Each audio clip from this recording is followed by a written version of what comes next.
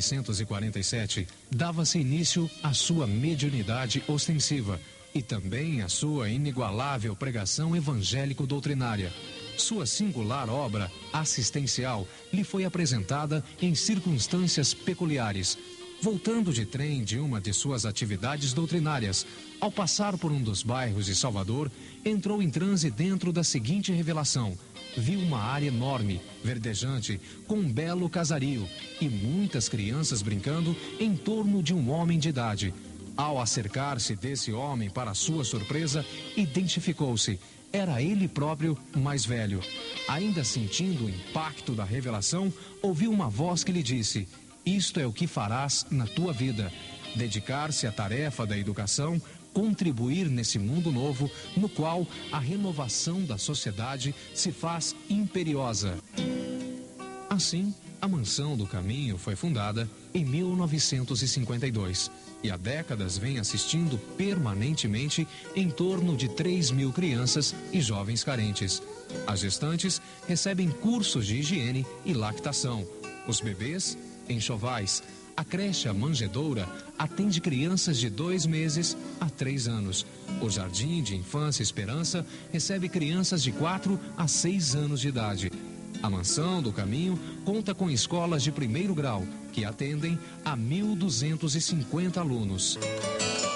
No setor profissionalizante, a Mansão do Caminho propicia cursos: tapeçaria, artesanato e trabalhos manuais, mecânica de automóveis, sapataria e trabalhos em couro, marcenaria de alto nível, padaria, que inclusive fornece os pães para consumo na instituição, curso de datilografia, curso gráfico com prática gráfica própria, onde são impressos livros e mensagens do médium, escola de enfermagem Irmã Sheila, biblioteca, ao todo são 4, em apoio às atividades culturais, cozinha geral, onde é servida a alimentação dos trabalhadores da instituição e de quase 1.000 crianças semi-internas.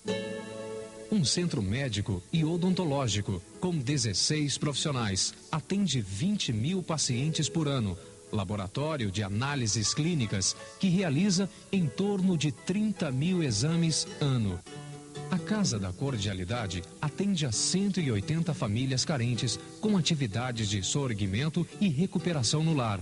A Caravana Alta de Souza, fundada em 1948, atende a 320 famílias de extrema dificuldade, idosos, amputados e ex-rancenianos, atendendo ainda em setor especializado, tuberculosos e aidéticos. No cenáculo, funcionam as atividades doutrinárias da Mansão do Caminho e em salas menores, a evangelização infanto-juvenil.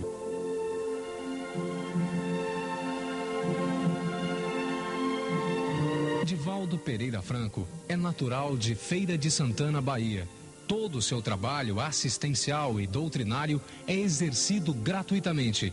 Através de sua mediunidade, vieram à luz mais de 130 títulos, cuja venda propicia em torno de 70% da receita para a manutenção das atividades sociais da Mansão do Caminho. Trabalhou no INPASE, Instituto de Previdência e Assistência dos Servidores do Estado, desde 1945 até se aposentar. Por méritos e serviços prestados à humanidade, já recebeu mais de 20 comendas, títulos honorários e homenagens diversas. Nesses seus 50 anos de apostolado, não se limitou apenas às atividades assistenciais. Tem pregado a doutrina espírita nos mais diferentes e distantes rincões da terra. Se atentarmos bem para esta gigantesca obra de divulgação do Espiritismo, concluiremos que, guardadas as devidas proporções, se Paulo de Tarso foi aos gentios, Divaldo hoje vai a todas as gentes. Nos mais distantes países, nas modernas megalópolis, nas capitais famosas, nas pequenas cidades do interior do Brasil, em grandes estádios, anfiteatros, cinemas, templos religiosos, teatros, universidades, em praça pública ou no pequeno salão de um modesto centro espírita. Ei-lo que surge, enfrentando plateias totalmente desconhecidas, para falar das excelências do Evangelho do Cristo. Já proferiu mais de 4.000 conferências e palestras em quase todos os recantos desse imenso Brasil e visitou no Ministério da Palavra a 44 países. Divaldo, sem dúvida alguma, é a carta viva da doutrina espírita e certamente, como Paulo de Tarso, pode também dizer: já não sou eu quem vive, mas é Jesus Cristo que vive em mim.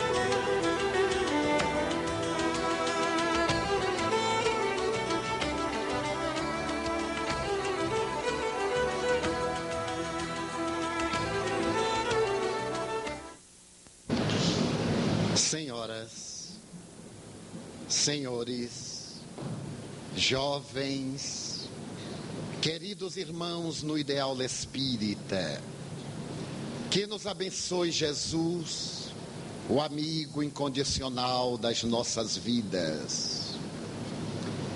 O admirável escritor francês Alberto Camus, que ofereceu à literatura várias obras de grande conteúdo filosófico, apesar de pessimista, escreveu também uma especial.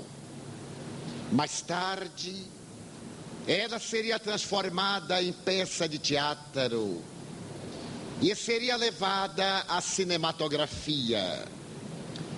É denominada O Estranho ou Estrangeiro, e narra uma história muito peculiar.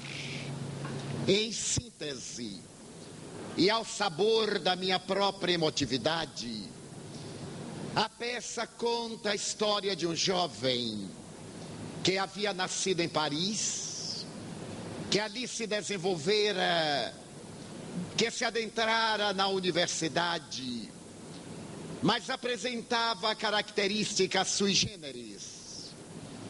Podia-se até pensar que ele fosse um esquizofrênico. A sua realidade, no entanto, estava exarada numa grande frustração. De alguma maneira, ele se alienara do convívio social e parecia dizer-se que a vida não tinha qualquer sentido. Para ele, a infância havia sido insossa. Havia chegado à juventude sem maior emoção. E naquele momento, quando se lhe desenhava a idade adulta e o amadurecimento se lhe esculpia no comportamento, ele mantinha aquela mesma atitude mórbida, distante, perturbadora para quantos se lhe acercavam. Diga-se de passagem que ele não tinha amigos. Era o indivíduo que deambulava a sós. Já agora na universidade, sem ter emoções, aconteceu o inesperado desencontro com o colega. Nem mesmo ele teve a oportunidade de uma discussão. E, em consequência, ele tomou de uma atitude violenta e matou aquele estranho.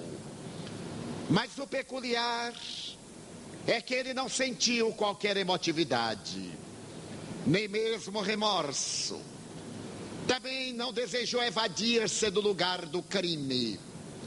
Quando lhe perguntaram se fora ele quem assassinara o amigo, ele asseverou que sim, mas que não se tratava de um amigo. Apenas era um companheiro de escola. Foi levado ao cárcere e nomearam-lhe um advogado, mas ele mantinha uma atitude de indiferença que perturbava. Chegou o dia do julgamento, e naquele momento em que a acusação impiedosamente falava a respeito da sua periculosidade para o meio social, da necessidade que ele deveria ter de pagar uma vida com a sua vida execrável, ele olhava as pessoas como se tratasse da vida de uma outra personagem. Nenhuma emoção.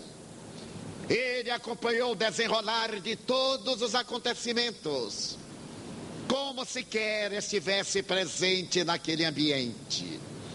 A defesa, sem dispor de melhores recursos para poupar-lhe a vida, produziu uma arenga superficial. E mais tarde, no desenrolar daquele drama, quando o juiz perguntou-lhe abruptamente se fora ele quem matara o colega, ele respondeu que sim. E ao ser interrogado por qual motivo o havia assassinado, ele novamente disse que, em verdade, para matar alguém não era necessário ter um motivo. Ele foi desacatado e silenciou o adversário. Mas olhava aqueles semblantes quase com um pouco de mofa. Um desejo insopitável de sorrir. Ele era um homem de temperamento gris, que vivia numa paisagem cinzenta, profundamente amargurado. O juiz então aguardou que o corpo de jurados declarasse da sua culpabilidade ou não. E depois de todas as peripécias de um julgamento demorado, ele foi considerado culpado. E como lhe pesavam graves responsabilidades, o juiz perguntou-lhe antes de dar a sentença se ele desejava dizer alguma coisa, ao que ele redarguiu indiferente que não tinha nada a declarar. O juiz então disse-lhe que, de acordo com a Constituição francesa, ele deveria pagar o crime hediondo, tendo a sua vida ceifada pela guilhotina. Mas ele não teve reação. Acompanhou a cena como se não estivesse envolvido emocionalmente. Foi levado para o corredor da morte. Periodicamente ele via sair alguém que não retornava, até o dia em que chegou a sua vez. Trazido um sacerdote católico para ouvi-lo, ele se recusou. E avançou intrépida ou morbidamente pelo corredor, ao pátio da prisão, subiu àquele hediondo local. E como manda a Constituição francesa, ali estavam representação dos cidadãos parisienses. Ele olhou aqueles rostos igualmente patibulares. E pela primeira vez, enquanto ele olhava a arma de José Guillotin, ele experimentou um frêmito. Teve uma emoção. Recordou-se de que a sua infância havia sido uma infância sem qualquer alegria. Ele não se lembrava de ter sido amado, mas também não se recordava de haver amado alguém. Pela tela da memória ele evocou aqueles dias que são risonhos na vida de todas as vidas. Mas a dele era uma vida tão peculiar que ele não se lembrava de haver corrido, trepado em árvores, batido e apanhado. Tudo era tão nebuloso. Na memória que desfilava o roteiro da sua existência, as cenas passavam como que por detrás de uma cortina. E ele não sentia emoção. Como ele gostaria que houvesse sido diferente. Ele gostaria de ter tido pais que o amassem e até que batessem nele. Ele gostaria de ter corrido, de ter tido amigos, de ter sido acidentado. Ele gostaria de ter tido uma infância, mas ela não existiu. Evocou a adolescência, o período dos conflitos. Nem se lembrava de conflitos especiais. Pela primeira vez ele desejou ter sido jovem, ter namorado, ter dialogado, ter experienciado várias emoções. Ele não lembrava sequer da sua primeira experiência sexual.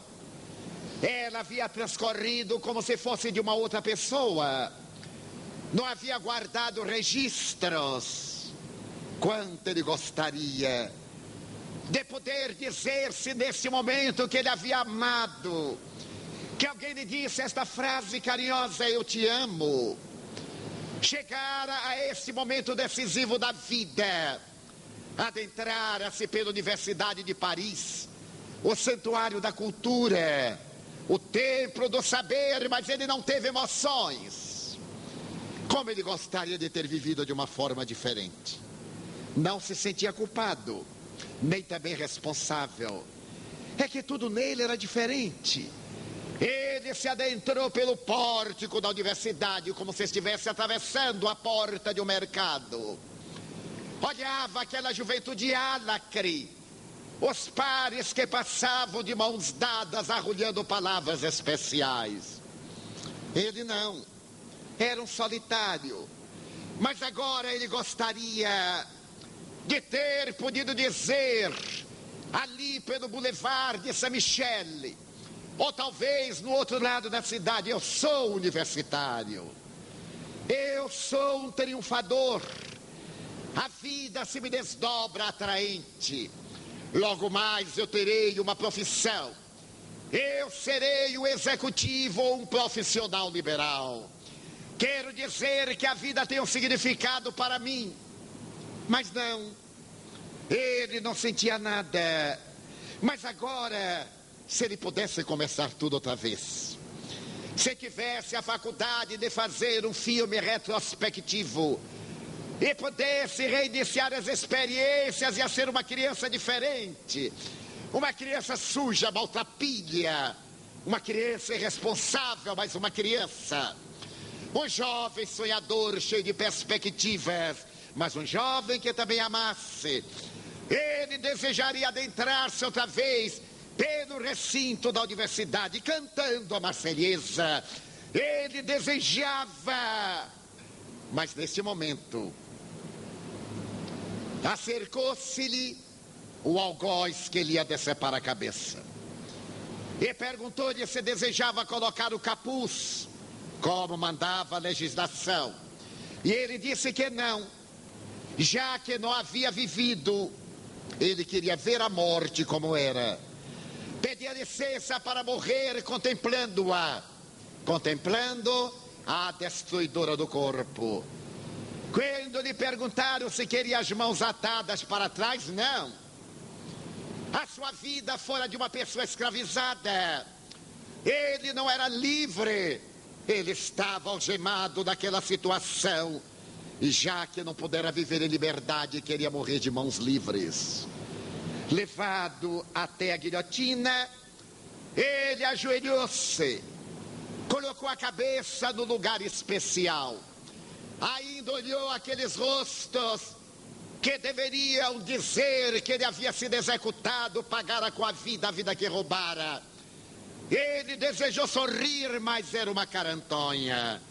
E então ele disse: eu desejava. Não terminou a frase. A lâmina desceu e num golpe surdo a cabeça caiu sobre o cesto.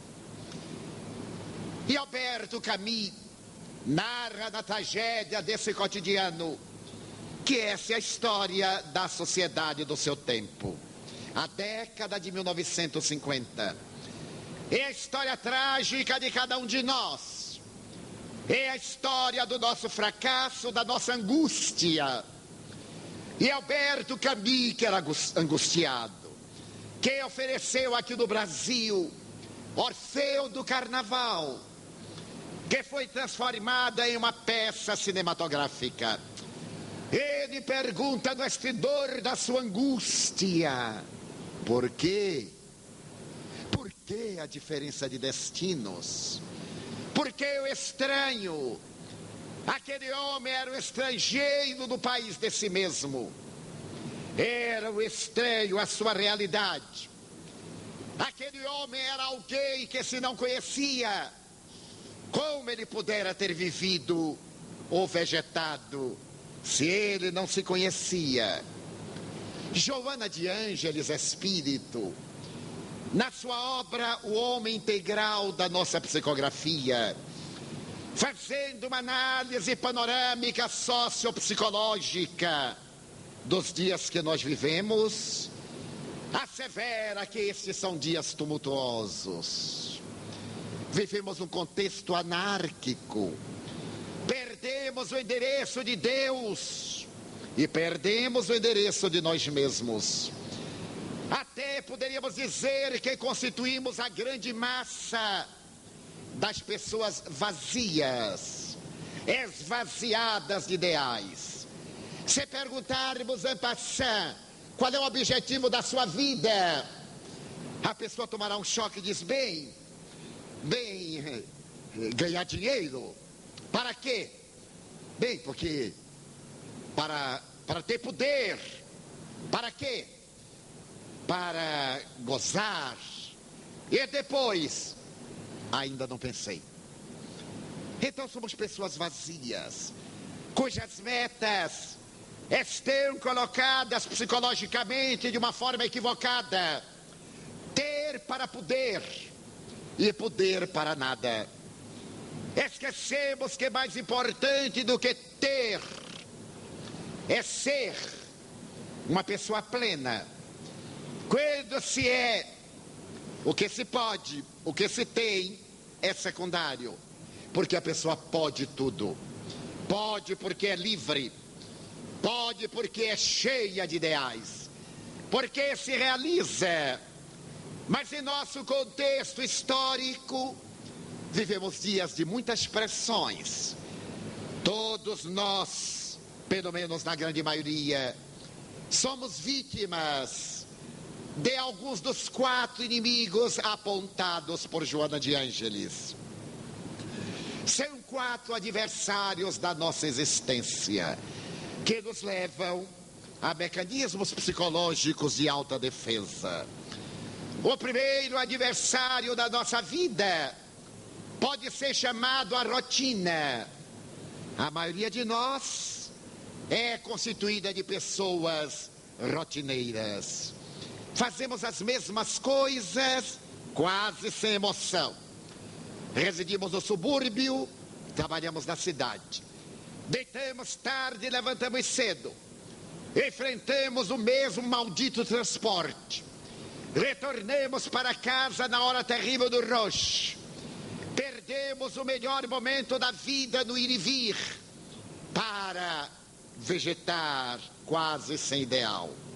E como mecanismo de salvaguarda, nós nos deixamos arrastar pela rotina. Não pensamos. Fazemos tudo mais ou menos automaticamente. Acordamos na mesma hora, pegamos a mesma condução, vemos as mesmas caras. Não as mesmas, elas envelhecem. As mesmas pessoas. Vemos o mesmo trabalho, comemos o mesmo lanche. Programamos ir a uma praia no próximo domingo. Programamos, e aquilo vai levando a rotina. E a rotina é ferrugem no mecanismo dos ideais. Quando eu era funcionário público, e tinha uma colega que era o protótipo da rotina. Uma moça de 30 anos, que naquela época era uma condenada. A mulher que chegava aos 30 anos e não casava era uma balzaquiana. A palavra era cruel. Quando chegou a tese da mulher de 30 anos de Honoré de Balzac, veio naturalmente essa conotação deprimente. Ela é balzaquiana, quer dizer, merece morrer. Mas antes de chegar no Brasil, já existia um rótulo deprimente. É solteirona, que era uma praga pior do que ser solteira. E a minha amiga tinha 30 anos, era, portanto, balzaquiana, era solteirona. Mas ela era um relógio suíço. Ela chegava diariamente 10 minutos antes da hora de bater o ponto. Saía exatamente 10 minutos depois da hora da abertura do ponto. Chegava sempre com o mesmo riso, o mesmo penteado, a mesma depilação de sobrancelha, aquela coisa arcada horrorosa. E se vestia normalmente, saia preta, blusa branca. Bem, ela variava, blusa preta, saia branca. E se mantinha, era uma excelente pessoa. E ela me dizia assim: eu sou uma pessoa disciplinada. Você imagine que eu deito na mesma hora, que eu levanto na mesma hora. Porque é ideal a pessoa deitar com os galos e acordar com as galinhas. Aquilo me parecia profundamente estranho. Por que tem que deitar com galinhas e galos? Podia deitar pelo menos com paquidermes, com outra coisa qualquer. Mas era a sua forma de rotina. E havia momentos que eu admirava. O chefe reclamava, ela olhava superior e dizia aos homens. Levantava os ombros e não dava importância. Eu perguntei: mas você não se importa? Ele: se eu me importar, eu enlouqueço. Ele é desequilibrado, meu filho. Na rotina. Ninguém perturba a minha rotina. Era a sua defesa. Havia em Salvador uma sociedade de cultura chamada Sociedade de Cultura Baiana. Essa sociedade trazia uma vez por mês uma personagem lírica, um artista, um cantor, pianista, violinista, um coral, para ser apresentado à sociedade baiana. Foi um período lírico da cultura brasileira, a década de 50. E ela era sócia da SCAB. Ela ganhava muito bem. E eu, que era datilógrafo, ganhava muito pior. Então eu tinha uma inveja, porque ela era da SCAB. Sempre que havia espetáculo, ele perguntava: amanhã você vai à SCAB? Não, Divaldo. Mas você não é sócia? Sim, em dia. E não vai? Não. Porque se eu for o espetáculo termina às 11 e eu me deito às 10. Mas quando eu me aposentar, eu irei. E eu dizia: meu Deus, e para que ela paga? Chegou a Salvador uma grande contralto norte-americana. Era uma cantora extraordinária. E eu gostava muito dessa voz. Eu tinha alguns discos, 78 rotações. E perguntei à minha amiga: olha esta aí, Marian Anderson, a maior contralto do século. Ela se vai exibir no domingo. Era uma sexta-feira, sábado não trabalhávamos. E eu comecei a preparar o campo para pedir o bilhete. Então ele disse: é a melhor voz do mundo. Ela foi a única mulher negra que cantou no enterro do presidente Roosevelt. Foi a primeira negra a entrar na Casa Branca. Por aí você tem ideia da grandeza dessa mulher. Você irá ao espetáculo? Não, Divaldo. Estou deixando para quando me aposentar. Mas você tem um bilhete? Tenho, Divaldo. E não vai usar? Não, Divaldo. Mas é horrível. Vai ficar o lugar vazio na plateia. Já imaginou se várias pessoas fizerem isto? Vai dar a impressão que a cantora... Mas quando me aposentar... E disse então, para que a cantora não tenha uma decepção com a Bahia, empreste-me seu bilhete para eu encher a poltrona. Ela disse: mas Divaldo, você acha que eu não vou? E você vai desfrutar no meu lugar? negativo. Trabalhe e quando você se aposentar, você irá. E eu não fui, porque quando eu me aposentei já era espírita, não deu mais tempo. Muito bem. E ela continuava. Ele dizia: fulana, vá à praia. Ela era aquela pessoa pálida. Ele dizia assim: vá à praia quando eu me aposentar. Mas você deve ir ao teatro quando eu me aposentar. Foi lançado pela editora Saraiva um trabalho monumental. No ano de 1949, eu psicografei a mensagem que veio assinado nome especial: Selma Lagerlöf. Eu olhei aquele nome, nunca eu houvera ouvido falar. Era uma história. E havia observado o espírito que desencarnara no corpo físico com idade avançada. Uma senhora simpática, que puxava um pouco da perna, claudicava. E ela me contou que era uma contista sueca. E havia sido a primeira mulher na literatura a ganhar o prêmio Nobel. Ela me falou muito da sua vida e eu fiquei fascinado.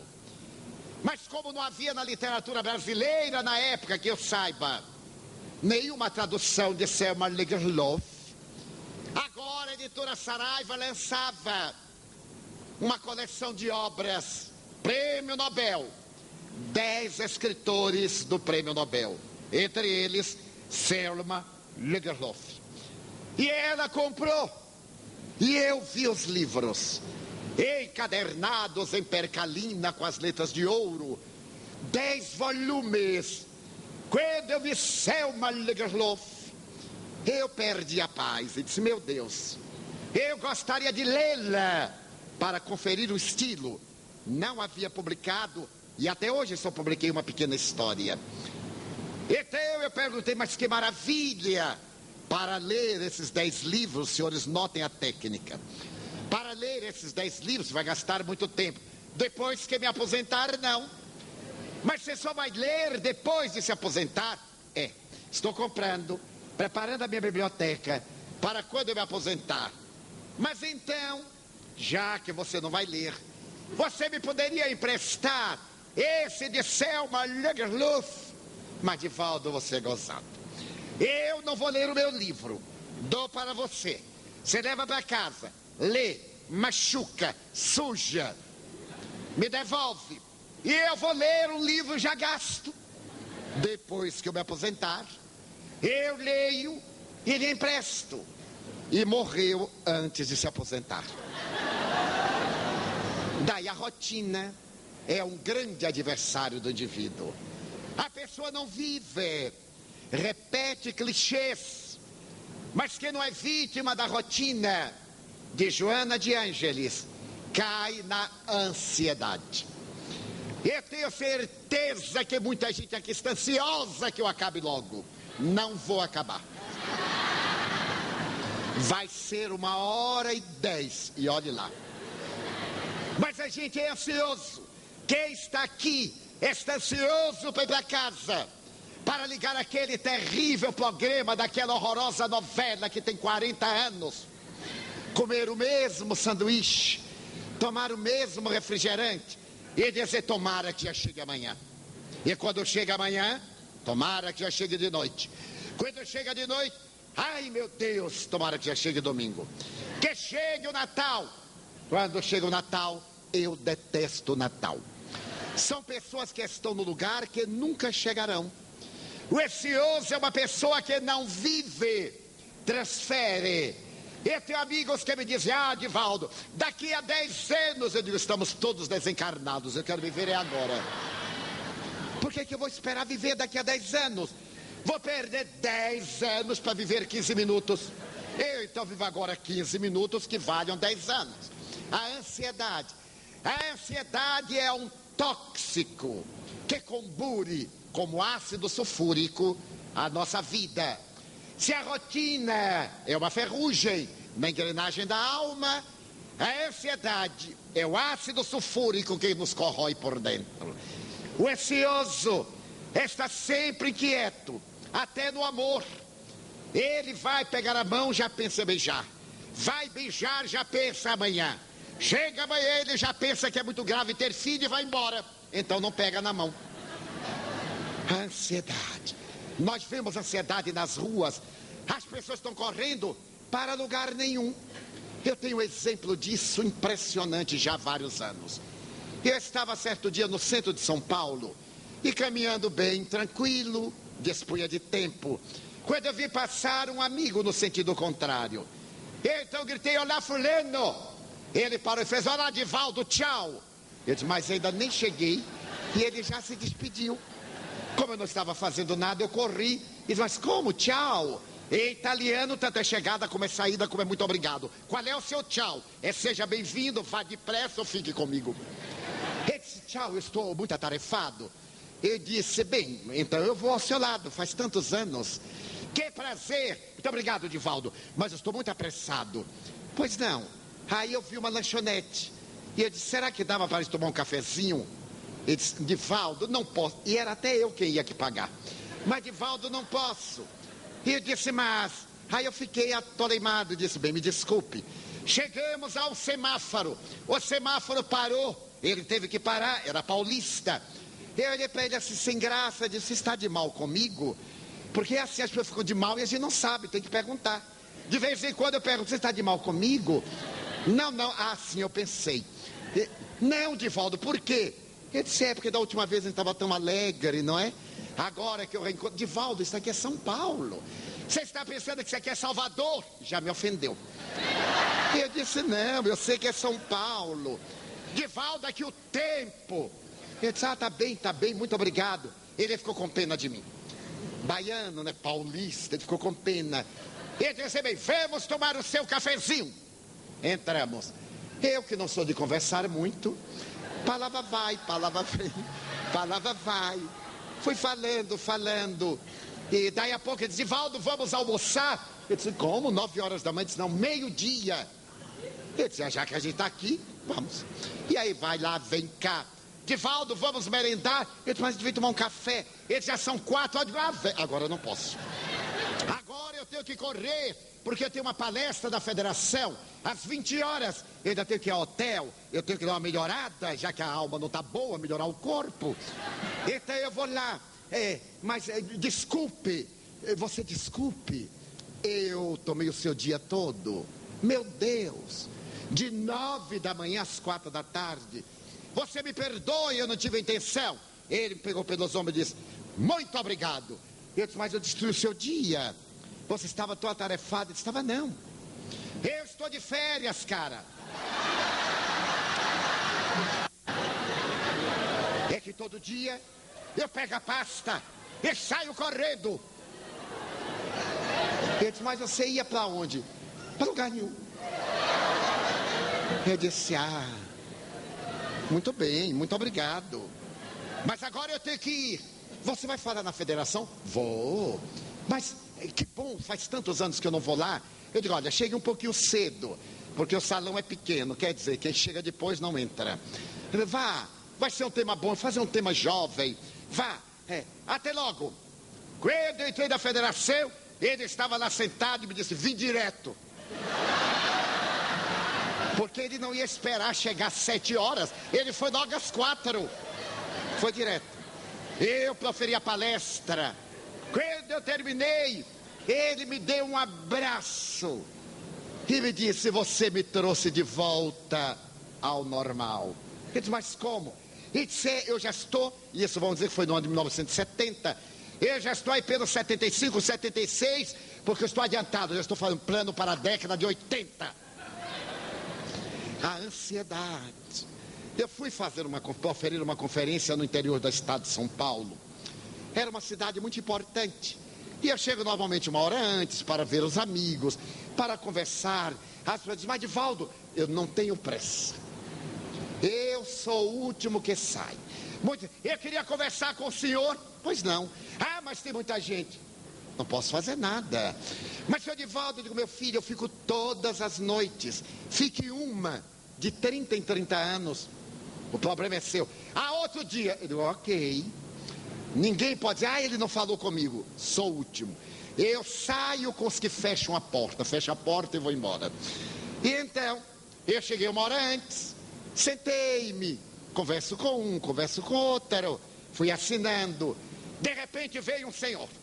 Ele me olhou e perguntou, o senhor é mesmo o senhor Divaldo? Eu disse, pois não. Senhor Divaldo, só falta meia hora para começar a conferência. Ele disse, não, senhor. Ainda falta meia hora. Mas, senhor Divaldo, já são 7h30. Eu disse, a conferência está marcada para as 8. Então, só falta meia hora. Ele disse, que coisa, né? Mas ainda falta meia hora. Ele diz, vamos ver se começa em um tempo. Eu disse, bem, eu já cheguei. Agora o problema é ali com o meu anfitrião. Ele saiu meio aborrecido, porque só faltava meia hora, ainda não tinha começado. Aí ele andou. Eu continuei assinando. Daí a pouco retorna o cavalheiro. Senhor Divaldo, só faltam 15 minutos. Eu disse, meu amigo, ainda faltam 15 minutos. Mas, senhor Divaldo, eu disse, veja bem. Ainda tem pessoas que estão em casa, que ainda vão tomar banho, vão se vestir, vão jantar e ainda vão chegar em tempo. Mas, senhor Divaldo, só 15 minutos. Eu digo, meu senhor, ainda 15 minutos. Ele ficou nervoso. Eu digo, o senhor sabe quantas pessoas morrem por segundo? Não, senhor. Eu digo, segundo as estatísticas americanas, 7.500 pessoas morrem cada segundo. Veja quanta gente ainda vai morrer.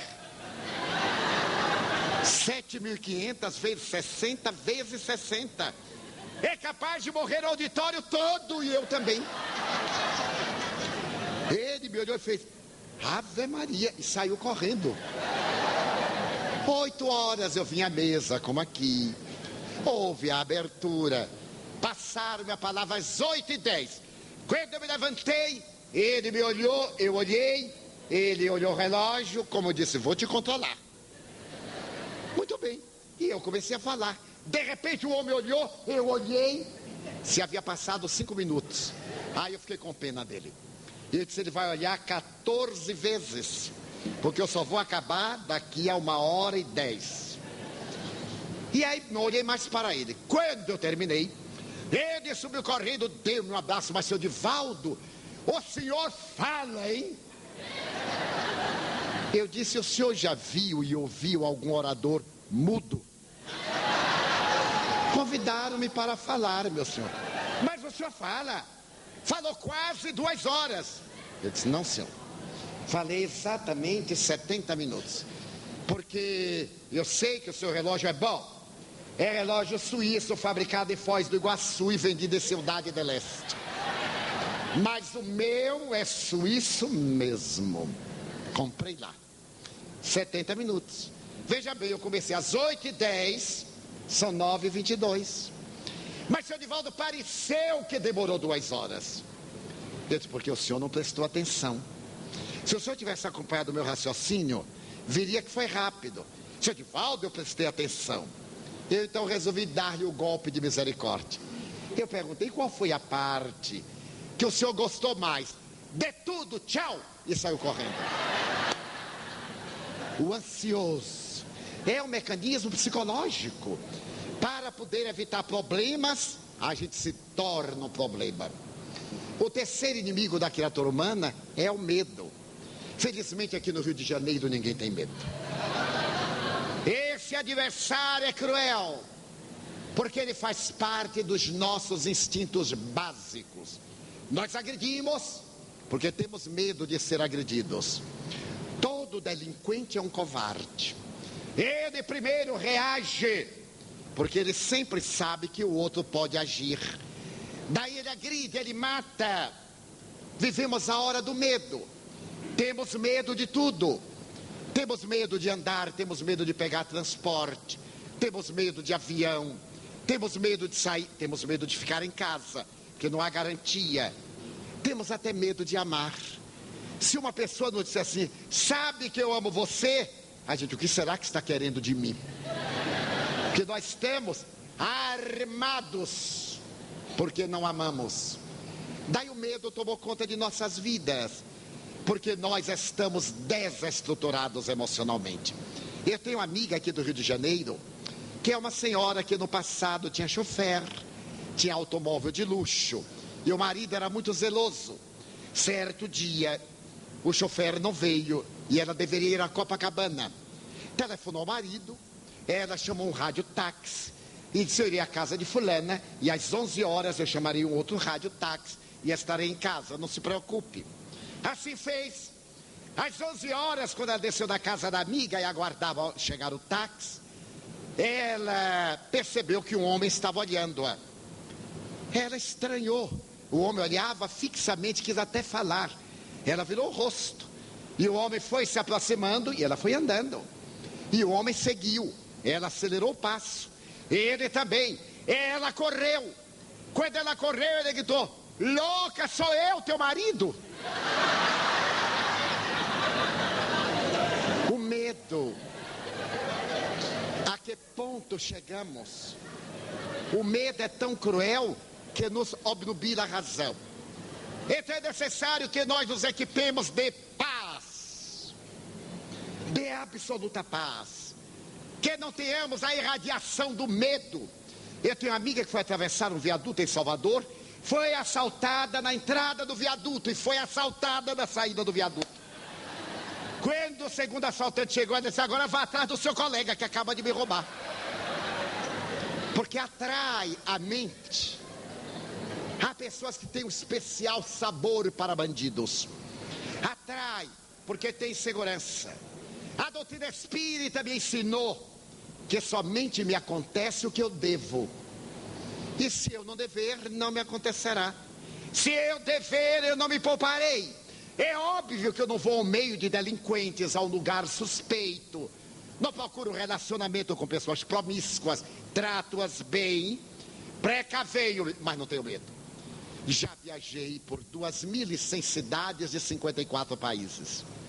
Pois fui assaltada aqui no Rio. O assalto mais delicioso do mundo. Porque foi na época que ninguém assaltava, eu sou pioneiro. Em 1971, no Flamengo. Quando o bandido saltou e me abraçou, eu pensei que era um amigo. Porque espírita é assim, a gente vai andando, ele agarra a gente. Quando me agarra, eu fico bem: olá. Como eu não sei quem é, eu espero que se declare. Ele então me abraçou, colocou uma coisa aqui, outra cá. Eu falei assim: olá. Ele disse: é um assalto. Eu disse: ah, coitado, perdeu a noite. Porque me assaltar é falta de tempo. É uma larga história, mas cuja síntese é muito curiosa. Porque disse: estou com a faca da sua barriga. Eu sou egresso da penitenciária Lemos Brito. Já matei um. E você vai ser o próximo. O que é que leva aí? Eu não levava nada. Porque eu tinha ido fazer um culto evangélico na casa de uma amiga. Só usava o relógio, não uso carteira. Eu sou meio que a rainha Elizabeth. Eu não carrego dinheiro, não carrego nada. Relógio e caneta. Portanto, podem avisar que é perda de tempo me assaltar. Então, ele disse: mas não leva nada. E me ofendeu. Como é que o sujeito chega na sua idade? Imagine. Em 1971, se fosse hoje. Eu perguntei: qual a idade? Ele disse: como é que chega na sua idade e não carrega nada? Eu disse: eu não sabia que ia ser assaltado, aí eu não trouxe. Meus amigos, ele me deu uma bofetada. E eu disse para ele assim, cara a cara: você é um covarde. Você é um grande covarde. Se eu quiser reagir, eu derrubo você, porque eu sou mais forte do que você. Mas eu não tenho medo de você. Eu sou espírita. Eu acredito na imortalidade da alma. E se você me matar, você me faz um grande benefício. Porque eu entro na vida como vítima, mas o assassino vai ficar aqui para ver como é bom. Nesse momento eu vi a mãe dele desencarnada. Ele disse: você está falando que matou um, você matou dois. Você matou o seu padrasto e a sua mãe morreu de desgosto. Dona Carmencita, o ladrão tremeu. Ele disse: ela já morreu. Eu digo: morreu nada. Ela está aqui ao seu lado, lamentando ter posto no mundo um bandido como você. Agora, solte-me. Ele titubeou, disse: solte-me. Ele soltou, eu fiquei mais surpreso do que ele. porque eu não esperava. Os senhores imaginem que eu não senti nenhuma emoção, nem raiva, nem medo. Era um rapaz de 26 anos, eu estava, não vou dizer quantos. Então eu olhei para ele e disse: qual é o seu problema? Ele disse: é fome.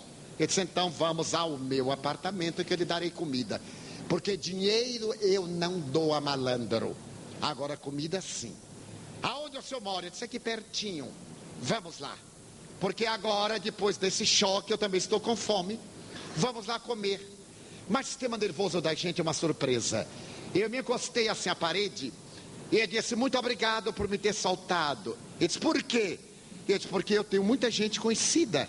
Você já imaginou 10h30 da noite, nós dois aqui agarradinhos embaixo de uma árvore? Até eu explicar aos espíritas que era um assalto. Como os espíritas não têm mau juízo de ninguém. Foi bom você me ter soltado. Ele então soltou e disse: vamos ao apartamento do senhor. Eu queria ir, mas as pernas não. Então medo é um grande adversário, é inimigo nosso. E o quarto inimigo é a solidão. Vivemos uma época de pessoas solitárias. Quase todos nós nos queixamos de solidão. Até quem é casado, até quem tem família. E a pessoa diz: eu me casei, mas agora eu noto que é a pessoa errada. Solidão está na moda. Mas por que que existe a solidão? Só existem solitários porque ninguém deseja ser solidário.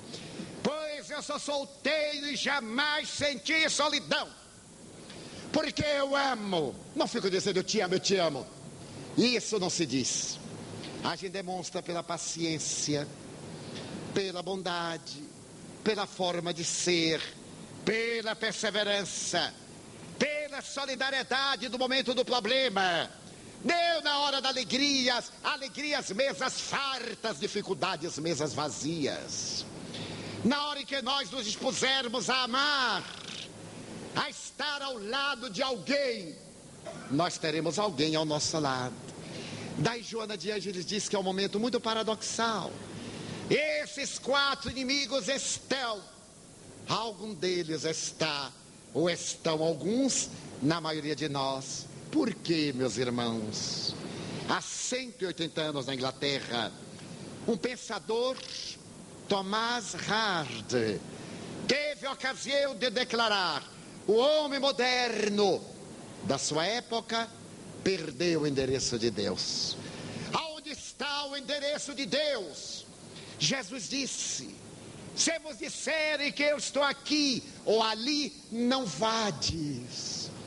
Porque o endereço de Deus é dentro do próprio coração. É necessário aprender a viajar para dentro. Contam uma pequena história de grande profundidade, que no começo deste século, Deus estava cansado da criatura humana. A criatura humana somente se recordava dele para pedir, para reclamar, para xingar, para blasfemar. Ele resolveu reunir a corte celeste e disse: eu vou me mudar do céu, porque eu me mudando do céu, as reclamações não me alcançarão. Eu desejo ir para o lugar em que a criatura humana não saiba. As reclamações virão para aqui e os senhores não me mandam. Então os anjos, arcanjos, querubins, as potestades ficaram tomadas de espanto. Ainda mais quando eles disseram: dos senhores, determine-me o lugar onde eu deverei morar. Um querubim disse: Senhor, eu tenho uma ideia. Se o senhor for morar na lua, que é um lugar maravilhoso, o senhor vê o sol, o senhor vê a terra, pode contemplar o universo. A criatura humana não sabe, e o senhor estará em absoluta tranquilidade, ninguém vai perturbar.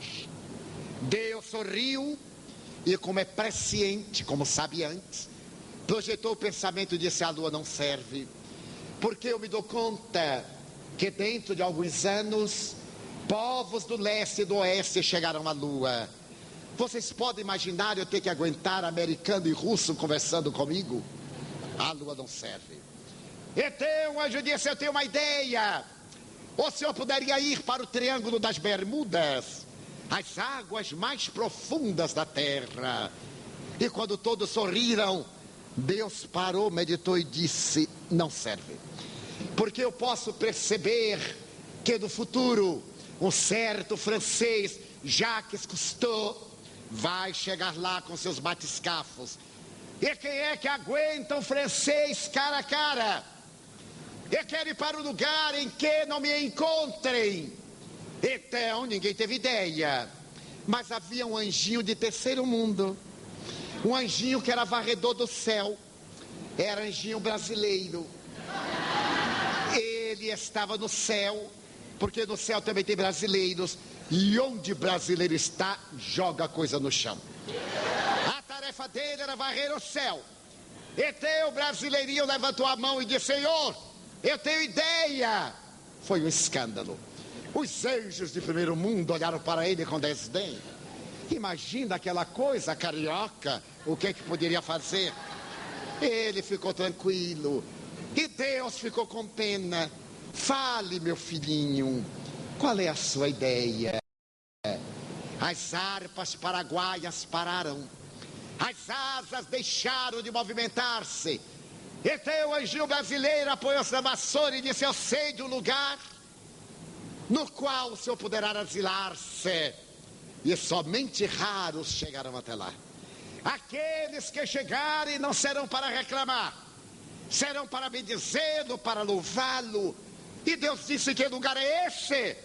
Ele disse: o coração do próprio homem. Se o senhor for morar no coração do homem, só os que mergulharem. Então, a partir daquele dia, Deus passou a morar no coração da criatura humana. E para encontrar não é necessário sair-se, porém autopenetrar-se, fazer silêncio. Como dizia Blaise Pascal, Deus está emboscado no coração. Como disse Jesus, o reino dos céus está dentro de vós e não vem com aparências exteriores. Então a doutrina espírita, que é a volta de Jesus Cristo à terra, que é aquele Consolador prometido, vem dizer que a nossa vida não pode ser vazia, nem esvaziada de objetivos. Provavelmente não teremos a missão de Madre Teresa de Calcutá ou de Albert Schweitzer, mas teremos a missão de auto-iluminar-nos. E observo companheiros que vivem atordoados: qual será a minha missão? Qual será a minha missão? Perguntando aos outros que também não sabem a deles. A missão de cada um de nós é a da auto-iluminação. Que vos adianta ganhar o mundo e perder a alma, disse Jesus. O Espiritismo veio para descerrar-nos os painéis de luz e triunfarmos com Deus interno, através das reencarnações, adquirirmos a experiência, a certeza de que a vida é única e indestrutível. Entramos no corpo pela porta da concepção, saímos do corpo pela porta da desencarnação, continuando na vida. A tarefa agora interrompida não se vai fenecer. Nós voltaremos para dar-lhe prosseguimento.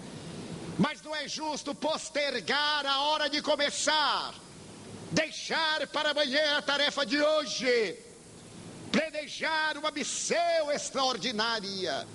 Quantos companheiros vêm e me dizem: ai, eu queria construir uma casa, um centro, uma creche, mas não sei por onde começar. Eu digo: não construa, nem você sabe. Só porque está na moda fazer casas vazias para os outros trabalharem. Se você quer começar uma creche, coloque uma criança dentro de casa, adquira experiência. Mas nós queremos uma creche com 200 para ter o nome exibido neste painel do personalismo destruidor. Não é pelo muito que nós seremos vistos, é pela qualidade. Talvez aquele que aparentemente não fez nada, este foi o grande missionário. Há muito tempo eu li uma história comovedora de um homem americano que era tido como sovina. Ele estava mais ou menos mal vestido para a sua condição social. E tinha um hábito que ninguém entendia. Ele saía sempre com um saco de moedas. E voltava para casa com um saco de moedas. E era tido como um indivíduo profundamente avarento.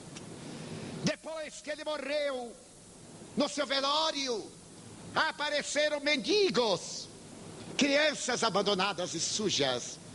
Apareceram pessoas estranhas para louvá-lo.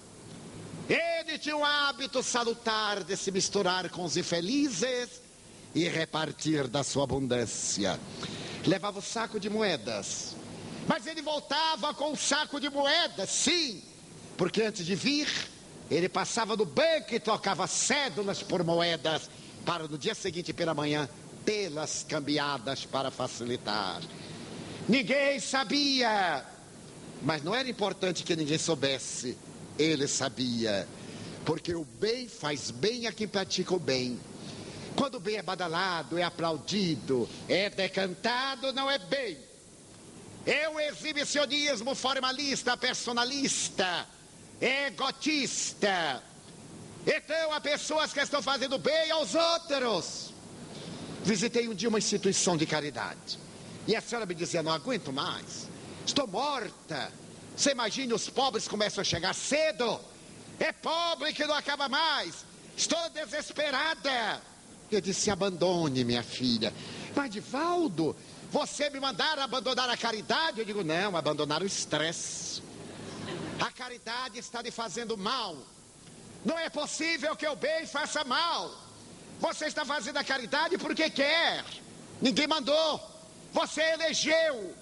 Então não reclame. Faça com prazer até o limite das suas forças. Está no Evangelho segundo o Espiritismo. Joana de Ângeles me diz: quem faz o que pode, fez o máximo. Se eu pegar aqui um jovem e disser: vamos correr até o largo que tem ali, vemos, ele sai numa disparada, e eu vou mais ou menos, quando chegar ao portão, eu tenho que me apoiar no portão, porque eu sou cardíaco, não aguento correr. Ele vai e volta. Quem ganhou fui eu, porque ele era forte, ele podia retornar. Eu fui até onde as minhas resistências me permitiram. Então eu tive muito mais possibilidades do que ele, o limite das minhas forças. Daí a nossa missão é da autoiluminação. Quanta gente quer salvar o mundo e está perdendo a família dentro de casa. Não sai das creches, das casas de caridade, e dentro de casa tudo degringola. Quem é o nosso próximo? É aquele que está mais perto de nós. E o próximo mais próximo é a família. Mas quando nós encontramos esse irmão, que é o nosso próximo perto, podemos agora amar ao nosso próximo mais distante. O Espiritismo veio falar palavras de luz, veio conclamar-nos a uma atitude otimista, não temer. Eu fui amigo de uma senhora na terra, que morava na cidade de Boa Esperança, em Minas Gerais.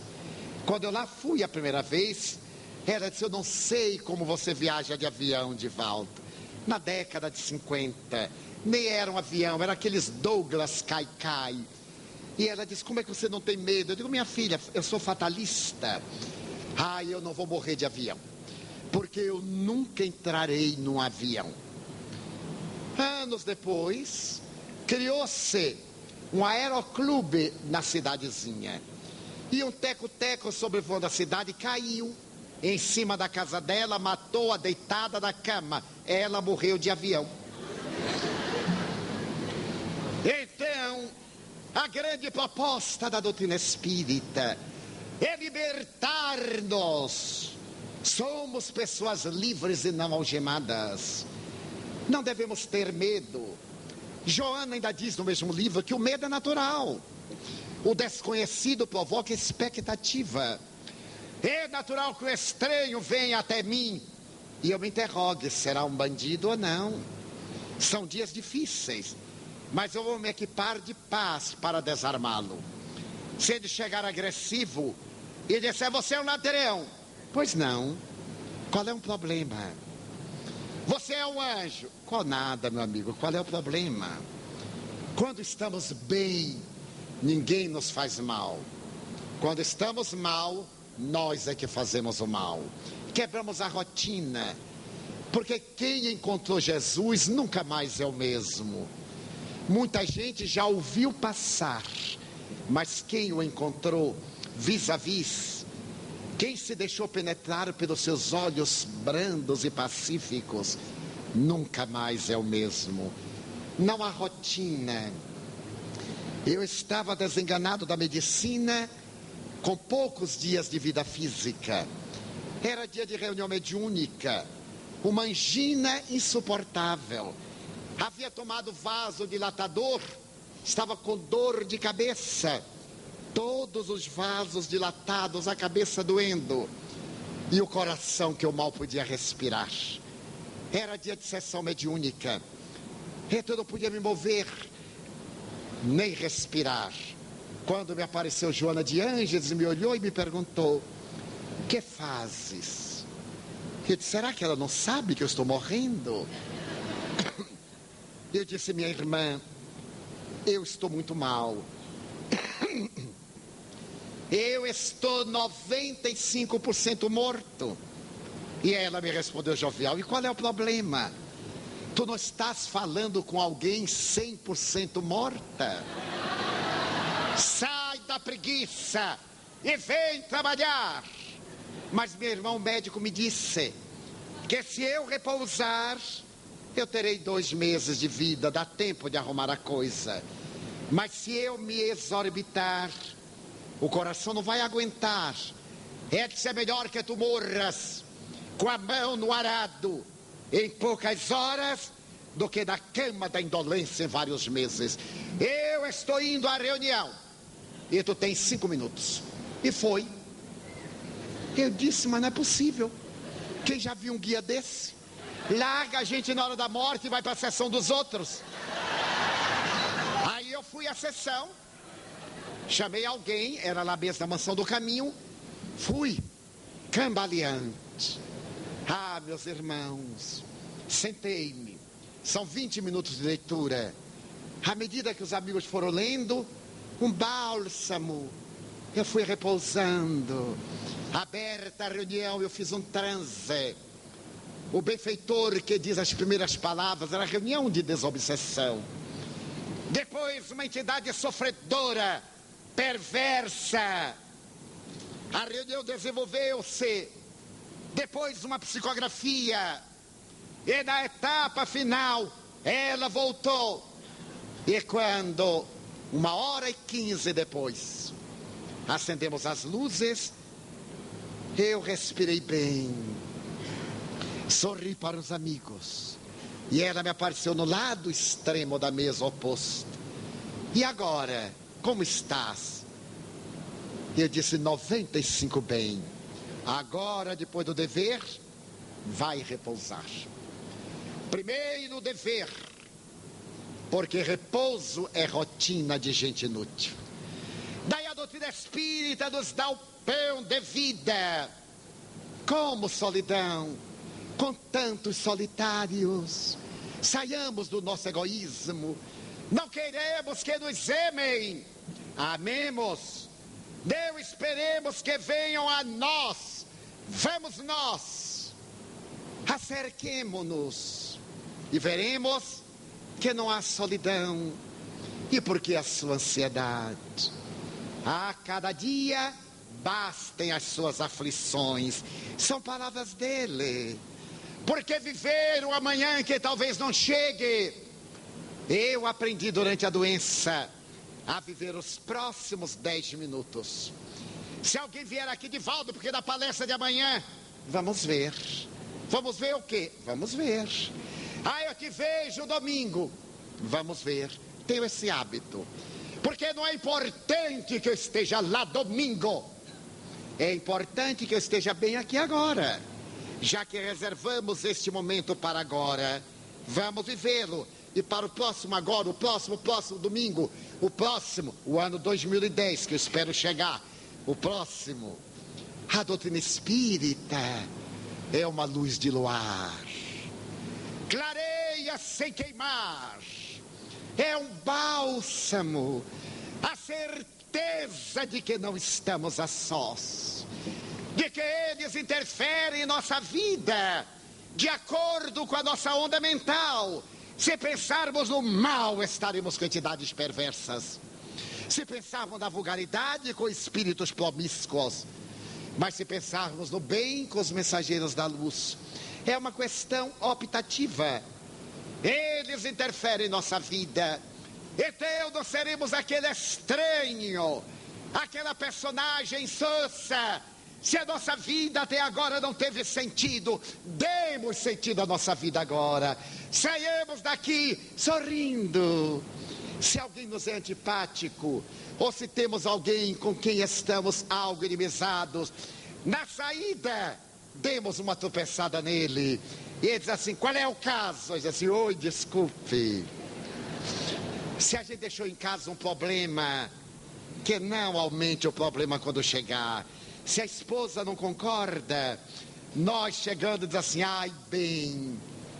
Não há mulher que aguente, ai bem. Você não sabe o que perdeu. Eu imagino. Ela não imagina não. Foi muito além.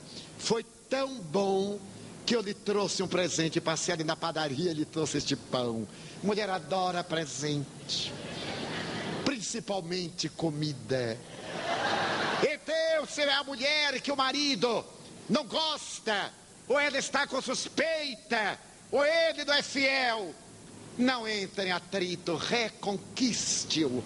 Ele é que é infeliz, não é a vítima. A vítima é abençoada. Ela resgata, ela se liberta. O algoz é que é o desventurado, cada consciência. Ela chega em casa, olhe bem para a cara do adúltero. Dê uma olhadinha como que não quer nada e diga assim: olá, ladrão, hein?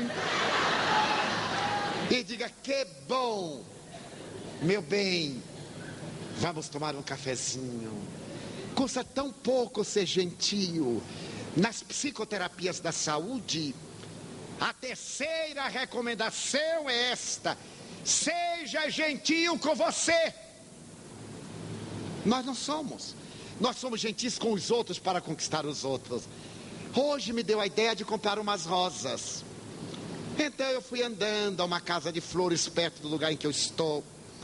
E disse ao rapaz: dê-me uma dúzia de rosas. Ele disse: para presente? Eu disse: sim. Para presente de uma pessoa muito amada? Eu disse: muitíssimo.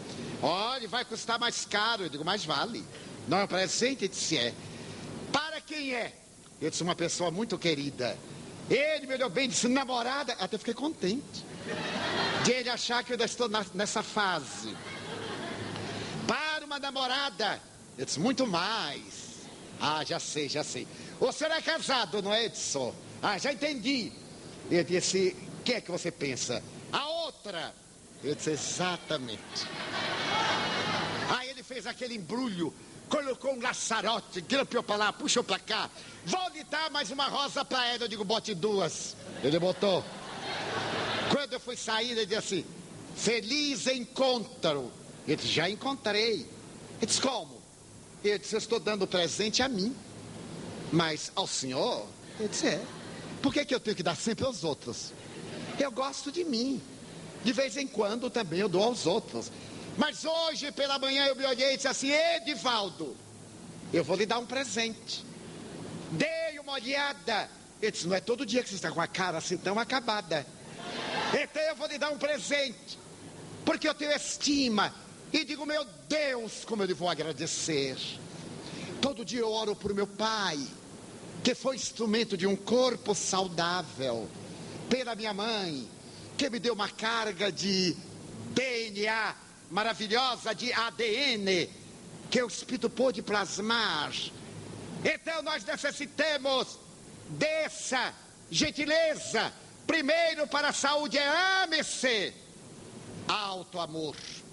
Segundo, perdoe-se. Errou, ora esta, perdoe-se. Repare. Terceiro, seja gentil com você. Mas sabe o que é ser gentil com a gente? É não fazer coisas vulgares, não ter uma conduta dupla, é ser honesto para si mesmo, sem querer fazer autobiografia. Eu nunca me permiti dizer uma palavra chula, vulgar. Eu sei outras. E quando a pessoa vem e me diz, eu não rio. Eu olho porque eu me respeito. Se a pessoa vem me contar um drama e diz uma coisa vulgar, eu digo, não é necessário entrar em detalhe, porque eu sou velho bastante, eu entendo. Como está na moda dizer palavrão, a pessoa só diz o primeiro, porque o segundo eu não deixo. E se insistir, eu largo. E uma senhora me diz, mas Divaldo, você é tão... Eu digo, nada de tão. Eu já sou formado em coisa ruim, não quero fazer PhD. Então não quero. Aí a pessoa se respeita, porque eu exijo que me respeite. Não digo. Existem outras palavras. Não sou tão ingênuo, então eu não me permito, porque eu sou gentil para mim. Então é claro, não é fácil. Posso sintonizar com os benfeitores. Eles veem socorro, mas encontram uma caixa de ressonância. Daí eu estava pensando e dizia a Ana Jaici, estou com vários temas e gostaria de dar esse presente a vocês. Sejam pessoas vivas, irradiantes, que não saia daqui nenhum estranho, nenhum estrangeiro, que se liberte desses 4 adversários. E se alguém tiver outros, a inveja, o ciúme, a maledicência, o remorso, o ressentimento, liberte-se e diga, meu Deus, eu sei que tu me ouves porque estás no meu coração. Aqueles que te procuram para reclamar da vida, permite que eu te diga, eu amo a vida, para mim ela é consentida. Ó Senhor, muito obrigado pelo que tu me deste, pelo que tu me dás, pelo ar, pelo pão, pela paz. Muito obrigado pela beleza que os meus olhos veem no altar da natureza. Olhos que fitam o céu, a terra e o mar, que acompanham a ave ligeira que corre fagueira pelo céu de anil e se detém na terra verde, salpicada de flores em tonalidades 1000. Muito obrigado, Senhor, porque eu posso ver meu amor, mas diante da minha visão, eu detecto os que caminham na solidão, os cegos, que sofrem na multidão, que vivem na escuridão. Por eles eu oro e a ti eu imploro comiseração, porque eu sei que depois desta lida da outra vida, eles também enxergarão. Muito obrigado pelos ouvidos meus, que me foram dados por Deus, ouvidos que ouvem a música do morro, que desce com o povo na praça cantar. A melodia dos imortais que a gente ouve uma vez e não esquece nunca mais. A voz melodiosa, canora, melancólica do boiadeiro. A dor que geme e chora no coração do mundo inteiro. Pela minha faculdade de ouvir, pelos surdos eu te quero pedir. Eu sei que depois desta prova, na vida nova eles também escutarão. Muito obrigado pela minha voz, pela sua voz, pela voz que canta, mas também pela voz que ama, que alfabetiza, que ilumina, pela voz que trauteia uma canção e que o teu nome profere com sentida emoção. Diante da minha melodia, eu te quero rogar pelos que sofrem de afasia. Eles não falam de noite, eles não cantam de dia. Eu oro por eles. Eu sei que depois desta dor no teu reino de amor cantarão.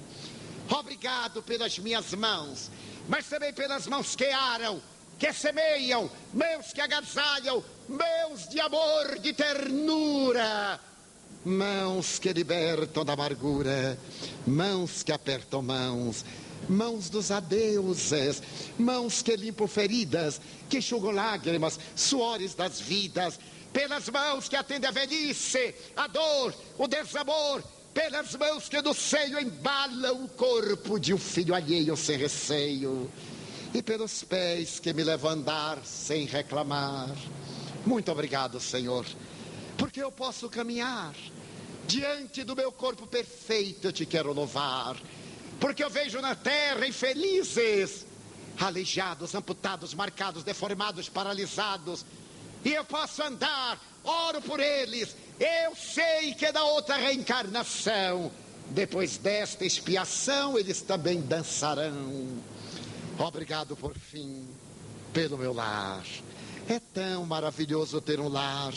Não é importante se esse lar é uma mansão, ou se está numa favela, se é um ninho, um grabato de dor, um bangalô, uma casa no caminho, seja lá o que for. Mas é importante que dentro dele exista a figura do amor. O amor de mãe, ou de pai, de mulher, ou de marido, de filho, ou de irmão. A presença de um amigo, alguém que me dê a mão, porque é muito triste viver na solidão. Pelo menos a companhia de um cão. Mas se eu a ninguém tiver para me amar, nem um teto para me agasalhar, uma cama para repousar, nem aí reclamarei, nem maldirei. Pelo contrário, eu cantarei. Obrigado, Senhor, porque eu nasci. Muito obrigado, porque creio em Ti. Pelo Teu amor. Obrigado, Senhor, pela sua atenção. Muito obrigado, senhores.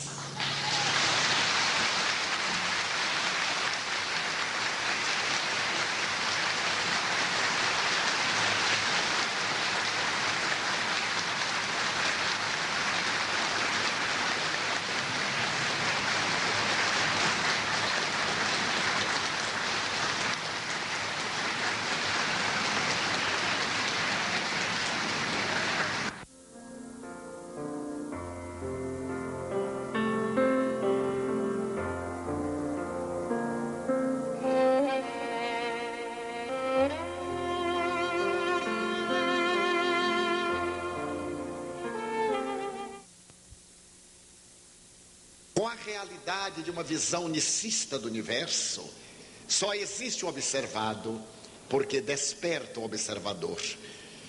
Uma coisa em realidade só existe quando nós a detectamos. Enquanto nós não sabemos da sua existência, é óbvio, ela não tem uma realidade legítima. Portanto, ela não existe. É nesse momento que há uma interação entre o que nós observamos e somos observados pela coisa que observamos.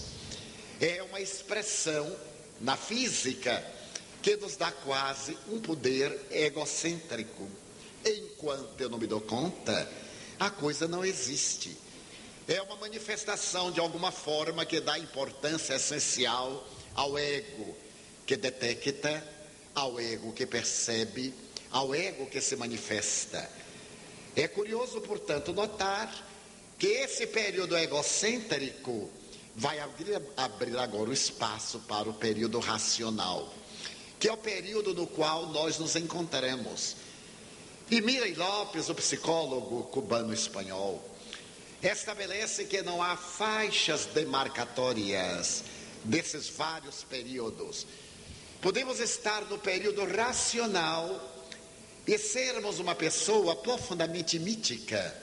Um grande número de nós acredita em talismãs, em coisas mágicas, em fórmulas adrede estabelecidas para mudarem o nosso destino, na interferência dos astros em nossas existências, na programação que existem os signos zodiacais para a nossa realidade evolutiva. Também acreditamos, dentro dessa fase mitológica, que a visão de um gato negro traz a miséria. O canto de uma coruja à noite simboliza a morte de uma pessoa amada. E aí derivamos para o estado onírico mitológico. Sonhar com casamento é morte, sonhar com morte é felicidade. Essas interpretações tabus, que tem muito a ver com o nosso período mítico, mas que está presente mesmo na nossa fase racional. Noutro momento, apesar de sermos indivíduos profundamente racionais, da alta tecnologia, da ciência mais avançada, somos também indivíduos de manifestações primárias, que estamos mais reagindo do que agindo. Temos o discernimento da consciência, no entanto, conduzimos a nossa forma de viver através